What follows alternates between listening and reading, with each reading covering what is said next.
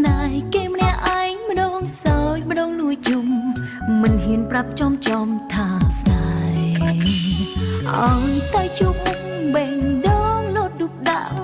លូតខុសចងវាំងអភ័យមិនទេពេលបងសួរនាំអូនបាយអៀនឡើងខ្វេរោគឆ្លើយមិនត្រូវទេលោកអើយដឹងមកជាតារាមិនខ្វល់អ្នកតាមស្នេហ៍ឡើយតែអូនមិនអាចដើរបកក្រោយលំស្នេហ៍បងហើយជាតិនឹងលំពីហ្វេនបានអត់អូនស្បត់មិនអោយគេដឹង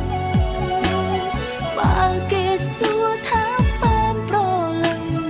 កាលពីគេដឹងធ្លាក់កោ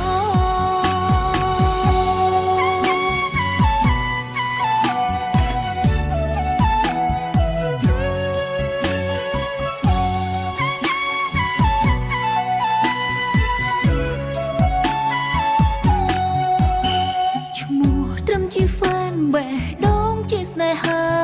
ឲ្យធ្វើយ៉ាងណាឬរੂលាក់អារម្មណ៍ស្នេហ៍គេ